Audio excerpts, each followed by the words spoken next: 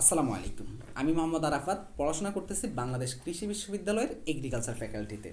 আমাদের প্রত্যেক দিন নতুন নতুন পর্বের মধ্যে আজকে আমাদের গেস্ট হিসেবে আছে তোমাদের সবচেয়ে আকাঙ্ক্ষিত একজন আপু, যে কৃষিগুচ্ছ ভর্তি পরীক্ষায় প্রথম স্থান অর্জন করছে এবং তার একটা সবচেয়ে বড় একটা বিশাল একটা জার্নি আছে। আমরা তার গল্পগুলো সব কিছু শুনবো এবং আরেকটা জিনিস আমরা শুনবো। সবচেয়ে বড় ইন্টারেস্টিং ব্যাপার হলো যে সে একজন সেকেন্ড টাইম আসছিল, তার মুখ থেকে তার পরিচয়টা জানবো। আমি একটু, আপু তুমি তোমার পরিচয়টা দাও। আমি আতিয়ারা বিনতে Aziz, faculty of agriculture, Bangladesh কৃষি বিশ্ববিদ্যালয়। আমি 22-23 সেশনে কৃষিগুচ্ছ ভর্তি পরীক্ষায় প্রথম স্থান অধিকার করেছিলাম। আমি একজন সেকেন্ড টাইমার। আচ্ছা, তো সবচেয়ে বড় ব্যাপার যেটা হলো যে মানে এরকম সচরাচর খুবই কম দেখা যায়, যেটা হলো যে সেকেন্ড টাইমার হয়ে কোনো একটা অ্যাডমিশন টেস্টে, এরকম বড় একটা অ্যাডমিশন টেস্টে গিয়ে প্রথম স্থান অর্জন করা। এটা একটা সবচেয়ে বড় একটা ব্যাপার, ঠিক আছে, যেটা হয়তো বা আতিয়ারা জয় করতে পারছে। তো আমরা আতিয়ারা একটা একটা করে আস্তে আস্তে সকল গল্পগুলো শুনবো। প্রথমত আমি সবসময় শিক্ষার্থীদের উদ্দেশ্যে একটা কথা বলি, অনেক তো ব্যর্থ হয়ে গেছো, কিন্তু ব্যর্থতার পরও একটা বড় সুখের খবর হয়তো বা খুব সামনে অপেক্ষা করতেছে, যেটা তোমার আতিয়ারা আপুর জীবনেও ঘটে আসছে। সেটা কেমন হতে পারে সেটা তো জানবো। তার আগে আমি আরেকটা লাস্ট কথা বলে আমি আপুর কাছে যাব। সেটা হলো যে অ্যাডমিশন জার্নিতে তোমার অনেক ফ্রেন্ডকে দেখবা যে ঢাকা ইউনিভার্সিটি, রাজশাহী, জাহাঙ্গীরনগর সব জায়গায় কম বেশি টপ করে আসছে। তারাও কিন্তু দিন শেষে কৃষিতে এক্সাম দিবে এবং তুমি যেখানে কোথাও চান্স পাওনি, তুমিও কিন্তু কৃষিতে এক্সাম দিবা। দিন শেষে যদি তোমার ওই ফ্রেন্ড সেও যদি চান্স পায় কৃষিতে, তুমিও যদি চান্স পাও কৃষিতে, দিন শেষে সে কিন্তু কৃষিতেই আসবে ভর্তি হতে এবং তুমিও কৃষিতে ভর্তি হবা। দিন শেষে দুইজনের অবস্থান কিন্তু সেম জায়গায় থাকবে। তো এই জিনিসটা সবসময় মাথায় রাখবা, এটা রেখেই তোমাকে এখন থেকে পড়াশোনা করতে হবে। তো আতিয়ারা, আমরা একটু শুরু করি, ঠিক আছে? তোমার অ্যাডমিশনের জার্নিটা কেমন ছিল আপু, একটু যদি বলতা, মানে প্রথমবারে যে ব্যর্থ হওয়াটা বা প্রথমবারে তোমায় অনেকগুলো তো ভুল ছিল বা নিশ্চয়, তো একটু প্রথম থেকে তোমার জার্নিটা একটু প্রথম থেকে একটু বলে আসো। আমি যেহেতু সেকেন্ড টাইমার ছিলাম, আমার একটা অ্যাডমিশন জার্নিটা তো অনেক লং। হ্যাঁ, এই অনেক। টাইমে অনেক ডিপ্রেশনে পড়ছি, অনেক হতাশার মধ্যে, অনেক অনেক ইয়ের সমস্যার মধ্যে ছিলাম। কিন্তু কিন্তু প্রথমবার ব্যর্থ হওয়ার কারণটা কি, বা প্রথমবারে কি কোথাও পরীক্ষা দেওয়া হয়নি তোমার? না, আমার মেন টার্গেট ছিল মেডিকেল। তো হ্যাঁ। আমি একদম মেডিকেল এরমভাবেই ছিলাম যে আমি মেডিকেল ছাড়া কোথাও পরীক্ষাই দেব না। আচ্ছা। ইভেন আমি ঢাকার ভার্সিটির ফর্ম ফর্মটাও তুলো না। তুলি নাই যে না আমি আচ্ছা। পরীক্ষা দিব না।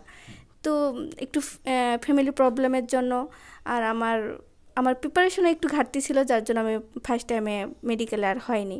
আচ্ছা আচ্ছা। তো তোমার প্রথমবার ব্যর্থ হওয়ার পরে এমন কি হয়েছিল যে তোমার ফ্যামিলি থেকে সাপোর্ট, বা এই যে অনেক সময় থাকে কি, অনেকটা ফার্স্ট টাইমে যারা হয় না তাদের কি ফ্যামিলি থেকে ওরকম সাপোর্ট দেয় না, আশেপাশের পরিবেশটা এক ধরনের একটা গম্ভীরতা কাজ করে যে না আমি সেকেন্ডবার পরীক্ষা দিব কি দিব না, বা একটা থাকে না যে একটা এরকম কেমন একটা পরিবেশ ক্রিয়েট হয়ে যায়। তোমার ক্ষেত্রে কি সেটা হয়েছিল? এরকম হয় নাই, কিন্তু আমার ছোটোবেলা থেকে যেহেতু একটা ভালো রেজাল্ট করে আসছিলাম, তো ফ্যামিলির এক্সপেকটেশন ছিল যে ফার্স্ট টাইমে হয়তো বা কোথাও চান্স পেয়ে যাব, বা মেডিকেলে এমন এক্সপেকটেশন ছিল যে আমার মেডিকেলেই হবে। তো এই ক্ষেত্রে আমিও যেমন ধাক্কা খাইছি, আমার ফ্যামিলিও একটা ধাক্কা খাইছে, কিন্তু ফ্যামিলি থেকে আমি ফুল সাপোর্ট পাইছি, আর ফ্যামিলির সাপোর্ট পাওয়ার জন্য আজ আমি এই পর্যায়ে আসতে পারছি। আচ্ছা, যদি আমাদের স্টুডেন্টদের উদ্দেশ্যে একটা কথা তুমি বলো যে প্রথমবার তোমার তিনটা ভুল হয়েছিল, এমন তিনটা ভুল কি বলতে পারবা যে যে তিনটা ভুলের কারণে তোমার প্রথমবার চান্স হয়নি, বা কোন জিনিসগুলোতে তোমার ঘাটতি ছিল? প্রথমবার বলতে আমি ধরো। অনেক এক্সাম হলে যে কাজটা আমি করছি, আমি অনেক নার্ভাস ছিলাম। আচ্ছা। এই এই ভুলটা আমার মেন, যে আমি অনেক নার্ভাস ছিলাম। এর কারণে অনেক শিক্ষার্থীর এই হ্যাঁ। ধরনের চান্সগুলো মিস হয়ে থাকে। এটা বেশিরভাগ জি। শিক্ষার্থীর ক্ষেত্রে দেখা যায় যে প্রস্তুতি ভালো থাকার পরেও এই যে এক্সাম হলে যে পরিবেশটা ওইটা কন্ট্রোলে না থাকার কারণে, তাই তো এরকম হ্যাঁ, ব্যাপারটা। আচ্ছা, এখন সেকেন্ড টাইম যখন তুমি প্রস্তুতি শুরু করছিলা, তো ওই টাইমে আসলে তুমি কিভাবে পড়াশোনা শুরু করছিলা, বা কিভাবে তোমার জার্নিটা ছিল কিরকম?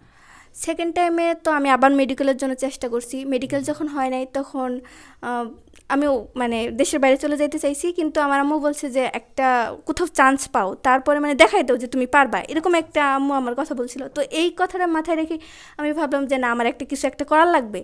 তো তখন থেকেই আমি যে সাবজেক্টটা নিতাম ওই সাবজেক্টের কনসেপ্ট ক্লিয়ার করে টপিক ওয়াইজ টপিকগুলো দেখতাম যে কোন টপিক থেকে কোয়েশ্চেনগুলো হইতেছে, আচ্ছা আচ্ছা আচ্ছা। এই মানে টপিকগুলো। কনসেপ্ট নিয়ে হ্যাঁ। বেশি ফোকাস জি। রাখছিলা, হ্যাঁ। আর প্রশ্ন ব্যাংক সলভ করতাম। আর প্রচুর কুইজ এক্সাম দিয়েছি আর কি। এটা সকল স্টুডেন্টদের উদ্দেশ্যে একটা কথা বলা আসলে এই যে যারা টপ করতেছে তাদের কাছ থেকে কিন্তু শুনতে পাচ্তেছো যে আসলে কনসেপ্ট ক্লিয়ারের গুরুত্ব আসলে কত বেশি, মানে কত বেশি এটা মানে বলা বাহুল্য। তবে প্রশ্ন ব্যাংক সলভ, আচ্ছা প্রশ্ন ব্যাংক সলভটাকে আসলে কি মানে টাইপ ওয়াইজ করাটা উচিত নাকি ধরো একেবারে সব পড়াশোনা শেষ করার পরে গিয়ে? না না, আমার মনে হয় টপিক ওয়াইজ করলেই বেশি বেটার হয়। সেটা কি তুমি করছিলে? হ্যাঁ, আমি টপিক ওয়াইজ করছি। তো এরকম সফলতার পিছনে কিন্তু ছোট্ট ছোট্ট কারণের পাশাপাশি এই কারণগুলো সবচেয়ে বড় ফোকাসে থাকে যে প্রশ্ন ব্যাংক সলভের গুরুত্বটা, ঠিক আছে? তো প্রশ্ন ব্যাংক সলভটাকে অনেক ভালো মতো ফোকাসে তোমাদেরকে নিতে হবে, ঠিক আছে? আর এক্সাম দেওয়াটা আসলে গুরুত্ব কত বেশি? কারণ এক্সাম আমরা দেখা যায় যে অনেক জানা জিনিস ভুল করে ফেলি, তো এই এক্সামটা দিলে আমাদের ওই ভুলটা মনে থাকে যে আমি এই ভুলটা করছি। তো এক্সাম দিলে ওই ভুলগুলো আমরা পরবর্তীতে আমাদের ওইটা মনে হয় যে আমি এই ভুলটা করছি, এটার উত্তরটা এটা। তো এর জন্য আমরা অনেক আগায় যেতে পারি।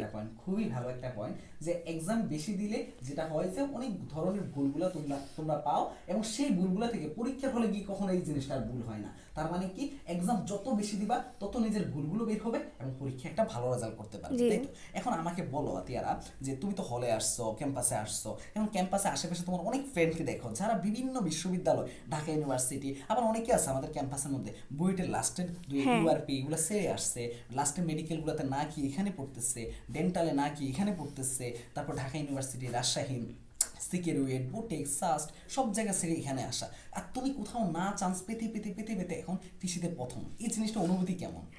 ভাই, এই অনুভূতিটা আসলে প্রকাশ করার মতো না। আমি আসলে অনেক লাকি, মানে আল্লাহর কাছে অনেক শুক্রিয়া যে আমি কোথাও চান্স না পাওয়ার পরেও আমি অনেক ভালো ভালো স্টুডেন্টদের সাথে আর কি পড়তে পারতাছি। তা শুধু পড়তেছো না, তুমি প্রথম হয়েছো, মানে একেবারে রোল মডেল বলতে গেলে যে কৃষিতে তুমি ফার্স্ট হয়েছো, জিনিসটা এমন, তাই না? জি ভাইয়া। এই যে কৃষিতে প্রথম হয়েছিল যখন বা রেজাল্টটা পেয়েছিলে যখন, তখন তোমার অনুভূতিটা কেমন ছিল বা কাকে সবার আগে রেজাল্টটা জানিয়েছিলা?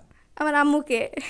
মানে আমি বুঝতে পারতেছিলাম না যে সত্যি আমি ফার্স্ট হয়েছি কিনা, আমি বারবার রুলটা মিলাইতেছিলাম, আমি ভাবতেছিলাম যে না, এটা মনে হয় আমার রুল না, কিন্তু আমি কান্না করে দিয়েছিলাম লিটারালি। আচ্ছা, এখন আরেকটা কথা আছে যে পরীক্ষা দিকে কখনো মনে হয়েছিল যে ফার্স্ট হবা কৃষিতে? না ভাইয়া, আমি পরীক্ষা হল থেকে বের হয়ে আব্বু জিজ্ঞাসা করছে যে কেমন হয়েছে পরীক্ষা, আমি বলছি যে হয়তো বা একটা সিট পাবো, মানে এরকম করে একটা কথা বলছিলাম যে হয়তো বা একটা সিট হতে পারে। হ্যাঁ, এটা আসলে মানে না, চিন্তা করার মতো ছিল না। এখন তোমার তো অনেক নতুন নতুন জুনিয়ররা তোমাকে দেখবে এবং তারাও আসতে চাইবে, যে আবার অনেকে স্বপ্ন দেখবে যে আমিও ফার্স্ট হব, ঠিক না? এখন তারা আসলে ফার্স্ট হওয়ার জন্য তোমার পরিকল্পনা মতো দুইটা কাজ করতে হবে বেশি বেশি, সেটা কি হতে পারে? আমার মতে হলো যে সাবজেক্টটা পড়বে সেটার কনসেপ্ট ক্লিয়ার করে টপিক ওয়াইজ কোয়েশ্চেনগুলো যদি অ্যানালাইজ করে, আর প্রচুর এক্সাম দেওয়া। আমার মেন কথা থাকবে যে প্রচুর এক্সাম দিতে হবে। এক্সাম দিলে যে কোয়েশ্চেনগুলো ভুল করবে ওগুলো আবার কোথা থেকে ভুল করলে ওগুলা ওই জায়গাগুলা বের করতে হবে, বের করলে। আচ্ছা, তো এখানে আতিয়ারা একটা কথা বলছিল যে প্রচুর এক্সাম দেওয়া এবং কনসেপ্ট ক্লিয়ার, এই দুইটা জায়গায় কথা আতিয়ারা বলছে যে যার মাধ্যমে তুমিও হয়তো বা আতিয়ারার মতো এরকম একটা সকল জার্নিতে আসতে পারো। অনেক তো ব্যাপার। আতিয়ারা, তুমি কি অ্যাডমিশন টাইমে আমার কখনো কোনো ভিডিও দেখছিলা? জি ভাইয়া। আচ্ছা, এরকম প্রত্যেকটা মানুষের জীবনে মানে একটু হলেও মেশন হয়তো বা অ্যাডমিশন জার্নিতে কৃষির জন্য কাজ করে আসতেছে, তো শেষ পর্যায়ে চলে আসছে, ঠিক আছে? তুমি এখন তুমি তো এখন সামনে একজন কৃষিবিদ হবা এবং অনেক বড় কিছু হবা, আমরা এটা সবসময় প্রত্যাশা করি। তুমি তোমার জুনিয়রদের উদ্দেশ্যে একটা সাজেশন দিবা একদম শেষ পর্যায়ে। আমি বলবো তোমরা হতাশা হয়েও না, যদি পরিশ্রম করো, পরিশ্রমের সাথে আল্লাহ আছেন, তো পরিশ্রম করে যাও, সফলতা আসবেই ইনশাল্লাহ। আমার বিশ্বাস দেখা হবে তোমাদের সাথে এই অবস্থায়, এই আপুদের জায়গায়। সবাই ভালো থাকো, সুস্থ থাকো, আল্লাহ হাফেজ।